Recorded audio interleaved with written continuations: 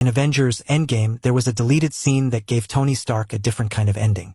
Right after Tony snapped his fingers to defeat Thanos, his soul was transported to the Soul Realm, the same place where Thanos had once seen young Gamora. But this time, Tony wasn't burned. There were no visible injuries. He stood there peacefully in front of a small toy tent.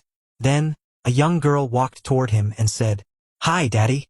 Tony looked surprised. "Do we know each other?" he asked gently. The girl smiled. "Our bond runs deep," she replied. And then Tony realized. It was Morgan, his daughter but all grown up. She told him, "You saved everyone. But you're not happy.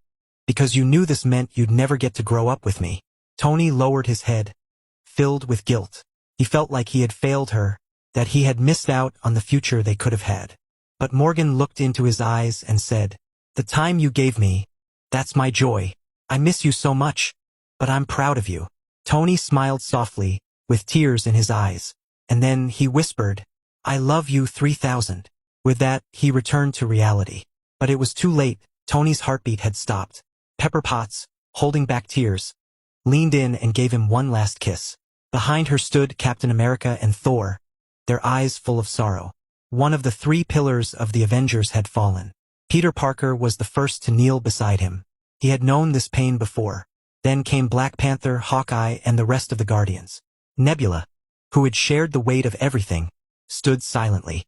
Dr. Strange arrived last. He had seen over 14 million futures, but not a single one where Tony lived. And then, every superhero knelt one by one, except for Gamora from 2012, who had gained a new life, but quietly walked away, still a stranger to it all. One man, to save the entire universe.